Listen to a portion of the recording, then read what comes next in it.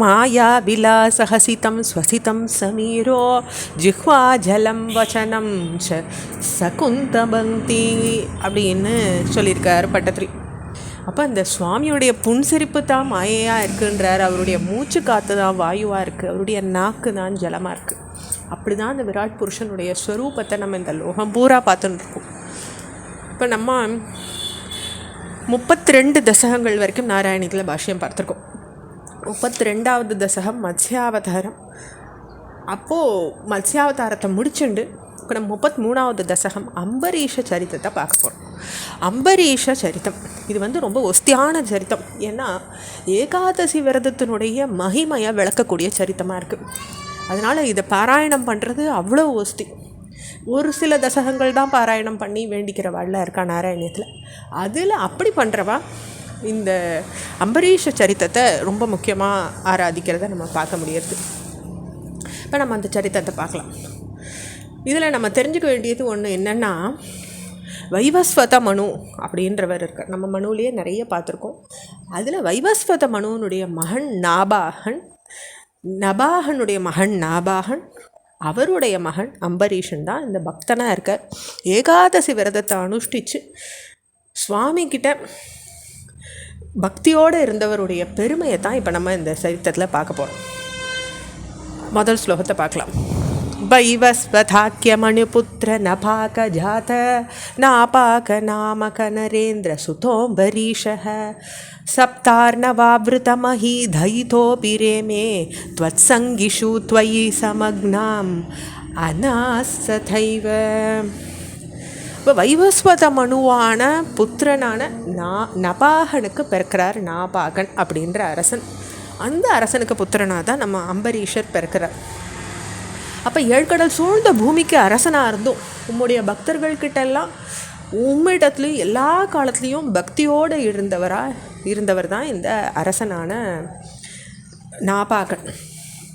அப்படிப்பட்டவருக்கு தான் இந்த குழந்தை அம்பரீஷன் பிறக்கிறார். त्वत्प्रीतये सकलमेव वितन्वतोऽस्ये भक्त्यैव देव नसिरात् अभृथा प्रसादं येनास्य यासनमृतेप्य प्रक्षणार्थं चक्रं भवान् प्रवितदार सहस्रधारम्. அப்போ இதில் தேவதேவா அப்படின்னு அழைக்கிறார். அழிச்சிட்டு என்ன சொல்கிறார், உம்முடைய பிரீத்திக்காகத்தான் எல்லா காரியங்களையும் செஞ்சுன்னு வந்தான் அந்த அரசன். அவனுடைய பக்தியை வச்சு விரைவில் அவனுக்கு அருள் புரிஞ்சிங்க இல்லையா? அவனை எங்கேயும் ரட்சிக்கிறதுக்காக அவன் பிரார்த்திக்காமலேயே 1000 முனையுடைய சுதர்சன சக்கரத்தை அவனுடைய ஆக்ஞைக்கு நீங்கள் கொடுத்தீங்க இல்லையா? அவனை ரட்சிக்கிறதுக்கு நீங்கள் கொடுத்தீங்க இல்லையான்னு சொல்கிறார். இதில் வார்த்தை வருது பாருங்க.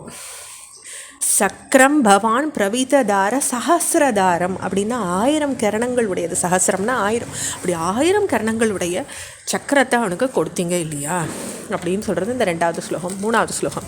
சத்வாதசி விரதமதோ பவதர்சனார்த்தம் வர்ஷம் ததௌ மதுபனே யமுனோபகண்டே பத்ஞா சமம் சுமனசா மஹதீம் விதன்வன் பூஜாம் ஜிஷேஷு விசுருஜன் பசு சஷ்டி கோட்டிம்.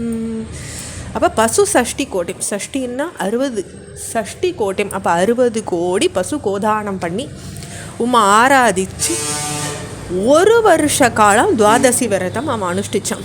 அதாவது யமுனக்கரையில் இருக்கிற மதுவனத்துக்கு போனான். மதுவனே யமுனோட்ட கண்டே அப்படின்னு வருது. அப்போ மதுவனத்துக்கு போய் நல்ல மனசு படைச்சு அவன் மனைவியோட கூடி பிராமணாளுக்கு 60 கோடி கோதானம் பண்ணி ஆராதித்து 1 வருஷ காலம் துவாதசி விரதம் அவன் அனுஷ்டிச்சான் இல்லையா அப்படின்னு அவனுடைய விரதத்தை சொல்கிறான். தத்ராத பாரணதினே பவசர்சனாந்தே துர்வாசசாஸ்ய முனினா பவனம் பிரபேதே போக்தும் விரதஸ்ச சன்ருபேண பிரார்த்திசீலேயோ மந்தம் ஜகாமயமுனாம் நியமான் விதாசியன். அப்போ அன்னைக்கு பாரண தினம் பூஜை முடிவில் துர்வாச முனிவர் வரார் அந்த அரசனுடைய அரண்மனைக்கு. வந்தோடனே அவரை பிறரை துன்புறுத்தி சோதிக்கிற இயல்புடையவர் துர்வாச முனிவர். அரசனால் போஜனத்துக்கு அழைக்கப்பட்டிருக்கார். நியமங்களை அனுஷ்டிச்சுட்டு வரத்துக்காக யமுனைக்கு மெதுவாக போகிறார் அந்த துர்வாச முனிவர். தொடர்ச்சியை அடுத்த பகுதியில் பார்க்கலாம். ஓம் ஸ்ரீ கிருஷ்ணாய நமஹ.